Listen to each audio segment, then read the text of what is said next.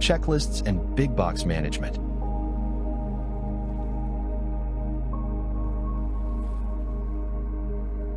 Change your day, not your life.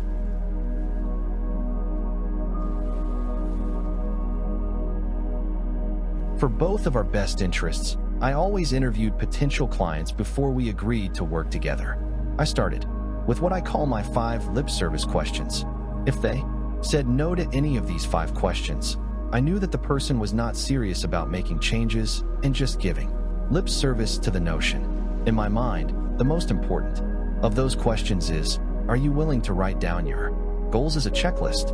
Keep the flying fortress in the air. I first read about the flying fortress in Atul Gawande's excellent book, The Checklist's Manifesto. I have been fascinated by this famous warplane ever since. The Army had asked Boeing to produce a bomber that was faster, could fly farther, and could carry more bombs than anything in the Army's fleet at the time. Boeing over-delivered. The plane it produced could carry 5 times the bombs the Army requested, and it could fly farther and faster than expected. The plane was set to debut at a military aircraft competition. With a great deal of fanfare, the plane took to the runway, roared into action, and lifted off with ease. It climbed upward, 100 feet, 200 feet, and then, at 300 feet, all smiles turned into expressions of astonishment and horror as the plane stalled and then plummeted to the ground and exploded.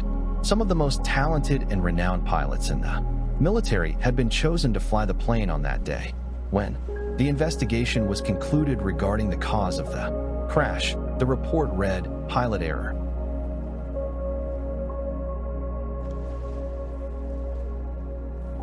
In 1939, very little was automated in aircraft. A pilot had to manage 4 engines, landing gear, and a great many other systems, manually and simultaneously. In this case, the pilot had missed one simple detail, and that detail turned out to be critical.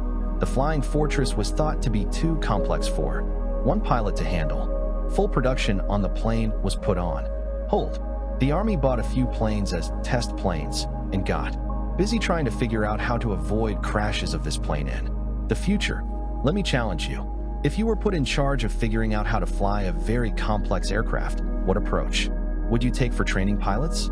Common sense might dictate that you choose a pilot and have him specialize in that plane, and then provide extensive, time-consuming, and expensive training that would enable him to think on his feet and handle a wide variety of complex details in the moment. In other words, learn the operational manual and rehearse, rehearse, rehearse. This approach is frequently used in business. Some corporate training manuals are so big they would choke a wood chipper. The Army, however, did not choose this approach. Instead of providing mountains of information and months of training, they worked with a group of pilots to create a short, sequenced checklist for flying the plane. The pilots knew what to do, and they knew the steps necessary to prepare, take off, fly, and land the plane. They knew how to do each step. The need was for the steps to be put into sequence as a checklist. The checklists were reduced to a series of index cards. Remember that most airplanes up to 1939 were fairly simple machines to fly. The Flying Fortress was more complex than other plane of its era, and it was, therefore, too complex for winging it with gut instincts. The complexity had to be made simple, and the solution was a sequence of steps that could be checked off for each flight. From the day the checklist was completed, tested, double-checked, and approved, the Flying Fortress flew more than 1.8 million miles without a single accident, and it turned out to be one of the decisive advantages of the Allied forces in defeating the Nazis in World War II, making the complex simple. In my work, I have the opportunity to learn the job roles of a wide variety of professions. I am often amazed at how complex many work situations and production processes are. They boggle the average mind.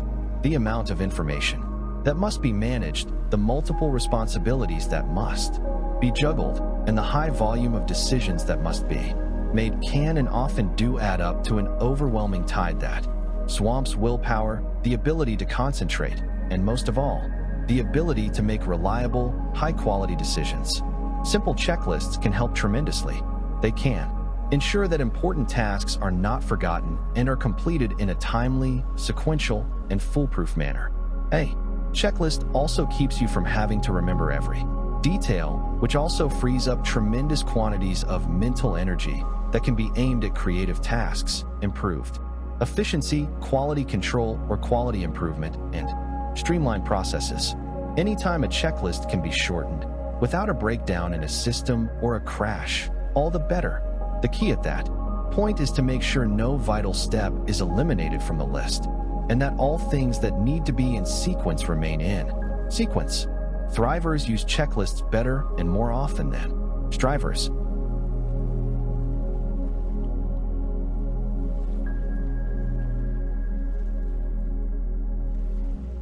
Never a sign of weakness. I have encountered people who regard a checklist or any type of systematic operating procedure as a form of personal weakness. They want to see themselves as strong or smart too. The point that they don't need a written checklist. The exact opposite is true, in my opinion. If you're going to fly a complex airplane or fly a complex life, you are wise to use checklists. Here are 3 practical insights into checklists. 1. The more practical the items on the list, the easier they are to schedule, and the more practice you gain in practical behaviors, the better and faster you tend to become at completing them. 2. You should not need to define what you put on a checklist beyond the words on the list. For example, don't write, "Take time to smell the roses." What does that item mean? If you actually have a rose garden with fragrant varieties, fine, then do add this. But if this means sitting on a park bench and watching children play for 15 minutes, or working in your garden for a half hour after work, or practicing your photography skills, then put down park, garden, or photo time. 3. How often you consult a checklist is up to you. The same goes for the information you put on a checklist.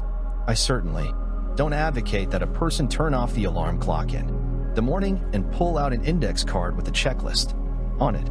A checklist is generally useful until a person has fully integrated the things on the list into daily life to the point that the behaviors become instinctual, going from to-do to done.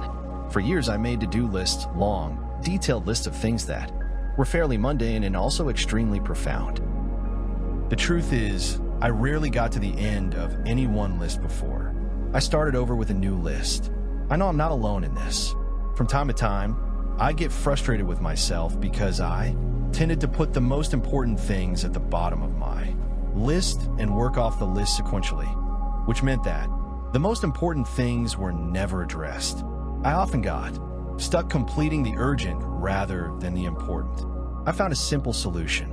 I put a box in front of each item on my list. For the less important items, I made the box small. For the important items, I made the box big. This isn't rocket science, and it isn't tremendously profound, but it worked for me, and I've seen it work for hundreds of other people. I call my checklist system Big Box. Time management, see figure 10.1. Those things that are more important get a bigger box. And when the task is completed, it gets a whopping big check mark. At the end of the day, if the big boxes have big check marks, that day is generally a good day in my book. If I could get a lot of little boxes checked off, great. But I didn't focus on the little box tasks. I focused on the big boxes. Doing this has made me feel far more satisfied, relaxed, and accomplished at the end of most days in comparison to the way I felt when recopying my endless stream of to-do lists. Big box management. Big box management is the foremost way I know to keep goals at the forefront of your daily patterns and the changes you are chasing. It is a way to both manage your time to get more accomplished and also to simplify choice making. The big box approach calls upon a person to identify the things that must be done for the person to conclude that a day has been a good day. It asks a person first to identify, what do I value most? Let me share my own big box profile with you. I greatly value these things.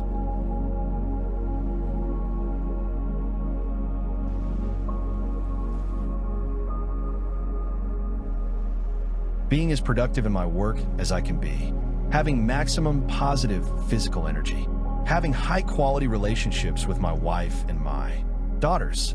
Then, for whatever values a person sets Big Box Management asks the person to write down specific questions related to each value. The following are the big box questions that I ask myself. 1.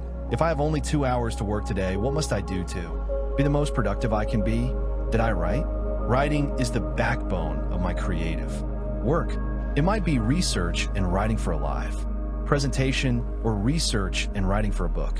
Did I reach out to someone who might benefit from my services or can help me promote my services? Specifically, did I make calls to offer my speaking services? Did I communicate with a publisher or editor of my material? Did I set an appointment with someone who might refer me to an outlet for the information and inspiration I can give to an audience? I like what Larry Wingett, Pitbull of Personal Development, has said about work success. If you are not as successful as you want, it is either that your product sucks or you are not asking enough people to buy it. I don't want to be guilty of either. I want my writing to be the best it can be, and I want to reach as many people as I can with the hope-filled, practical messages I desire to convey. 2. What will help me have maximum positive physical energy? My questions are, did I exercise? I know that if I fail to do this almost daily, I am not nearly as positive in my attitude or as productive in my work. Physical exercise is an energizer, not an energy depleter. I know this from both personal experience and a mountain of research studies.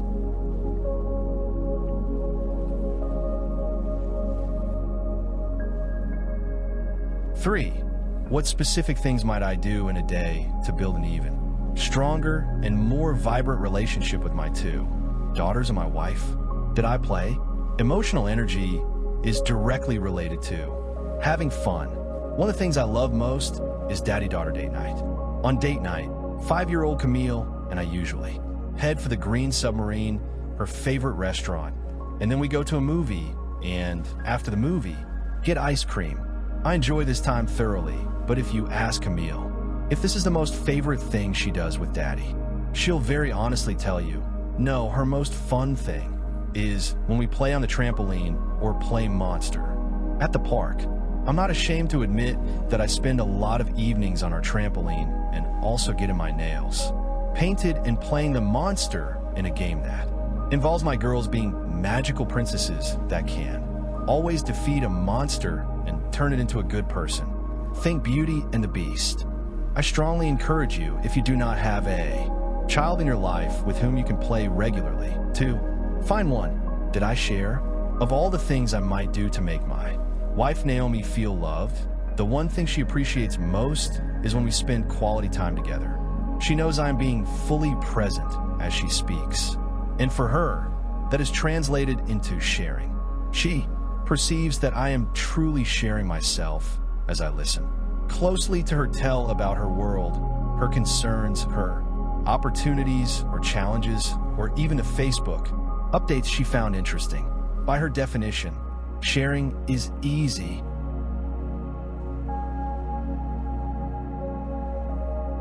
At the end of the day, given the information I just provided above, here is how my big box set of questions is summarized for any given day. Did I write/create? Did I attempt to extend my influence and services? Did I exercise? Did I play with my daughters? Did I share quality time with my wife? I've had these same big boxes for long enough that I don't have to pull out an index card or my journal, right?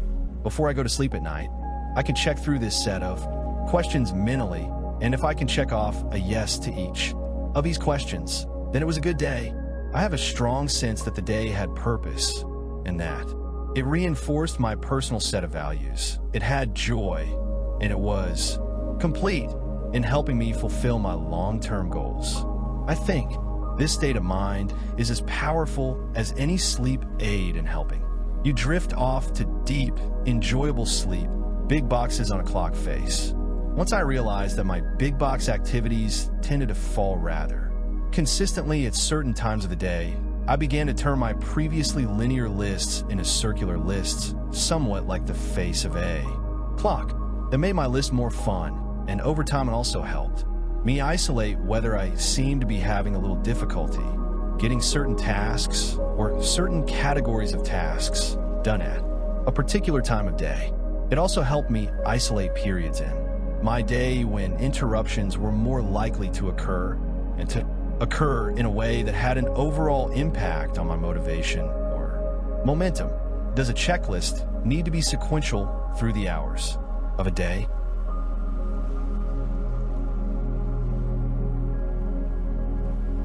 That is totally up to you. As I already stated, one of my big box items is to exercise daily. I find it easier to exercise early in my day, so I usually put that big box near the top of my list. My clients are located in the United States, Asia, and Europe, so making phone calls related to my business is usually most efficient after lunch or early evening when I can access more time zones more readily. It gets a big box midway through my list.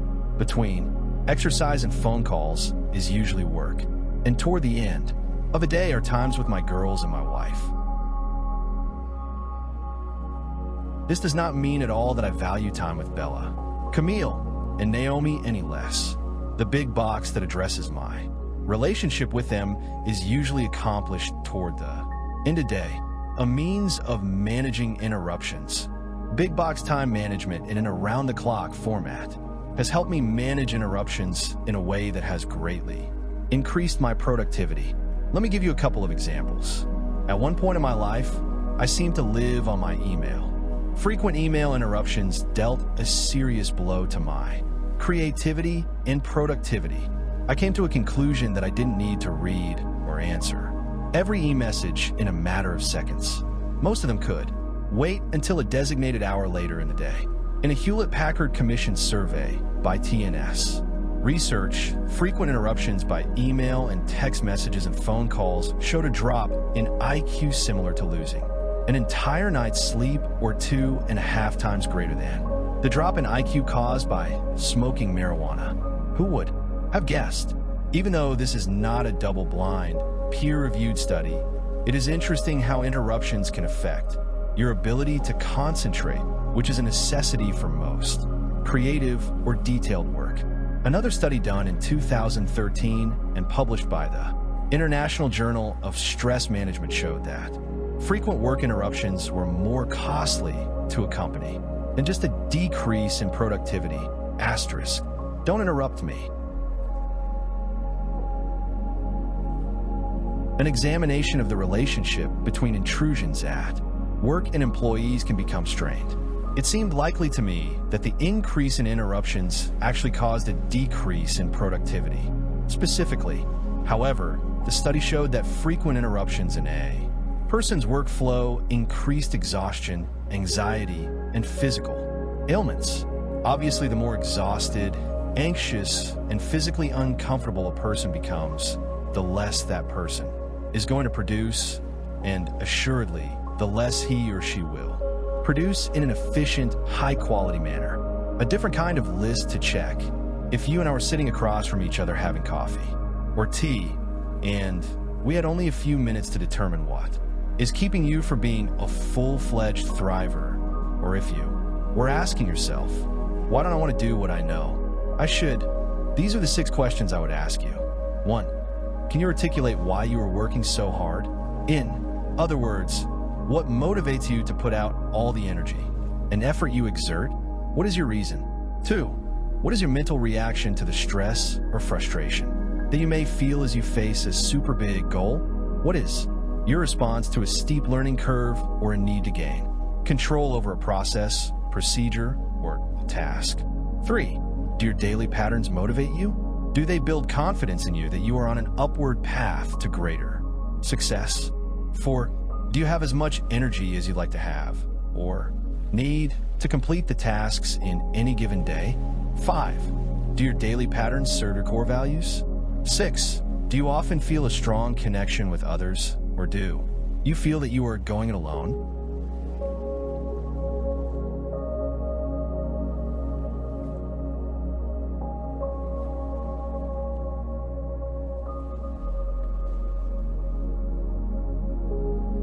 To change your day, remember, make a big box checklist associated with the important tasks you do at work. Answer the 6 questions at the end of this chapter. Give them some reflection. Decide where you need to jump in and make a change in your day.